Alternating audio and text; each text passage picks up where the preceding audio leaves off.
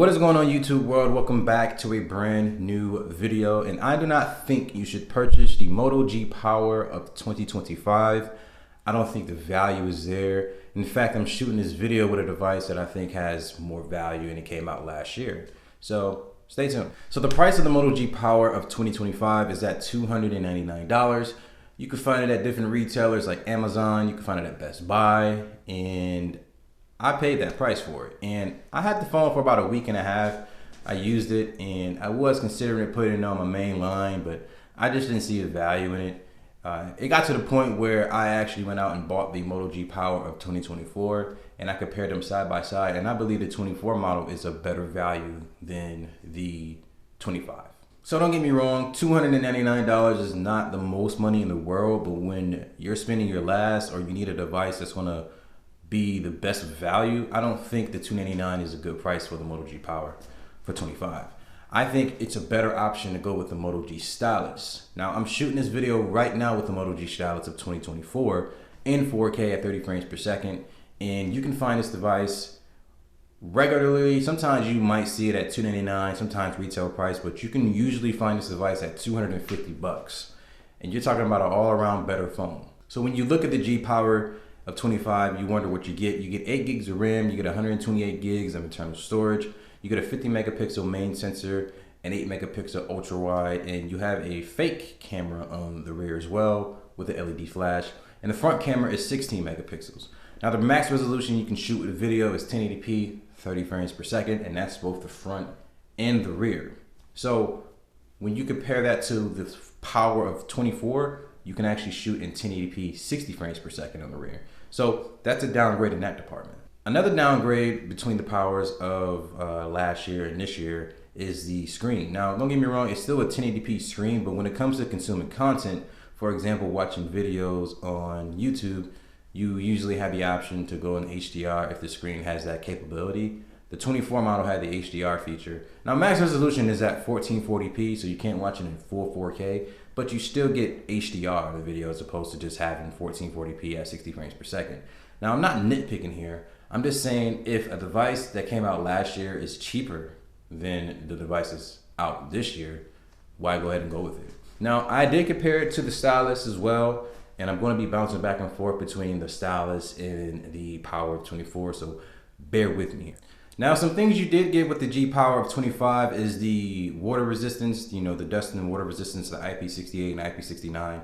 Those are pretty much the things that you got that the Power of 24 didn't have last year, but I don't know if it's worth the money to actually go out there and buy that phone just to get those features, because honestly, you might be able to see the Stylus of 25 and it might have that as well, because I think Motorola is pushing that this year for a lot of their phones, because it is pretty cool that they did put it on that device, but I don't think it's worth buying that phone just to have those things. Unless you are an outdoor person to the point where you need to have a phone that's that durable. But other than that, no. I purchase budget phones, and I understand having budget phones, you're gonna get budget performance. But when you compare it to a device like the Moto G Stylus, which has the Snapdragon 6 Gen 1, that device performs significantly better with 8 gigs of RAM, 256 gigs of internal storage, and you also have an OLED screen.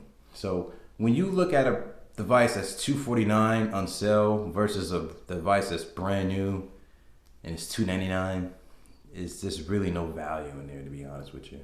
Another thing I wanted to get at too is the cameras. Now, I did discuss slightly earlier, or a little bit earlier, I should say, how the resolution, the max resolution isn't the best, or it's just not as good as last year's.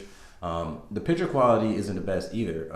I think the photos and the processing on the G Power of 24 is a little bit faster than the 25 model. And to keep in mind as well, you also get a more powerful chipset in the previous model too. So with you having a slightly weaker processor than the previous model year, everything in terms of performance is going to be a little bit more slow or sluggish. So I downloaded Genshin Impact, I played some games on the device, and it didn't run the best. It actually ran better on the G Power of 24. It's pretty much the theme of this video here. I believe the G Power of 2024, and let me show you guys so you know I'm not capping here. It's right here. I've been using this phone. I've been using it, and I think it's better than the 25 model. I just think it's really, really weird how something like that can happen with Motorola. And it's not nothing like I haven't seen before.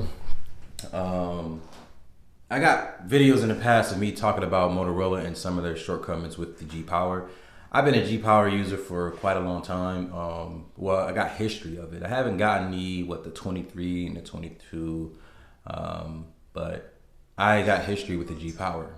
So when it comes to Motorola, I'm just a little disappointed with them releasing this product here and it not being better than the predecessor.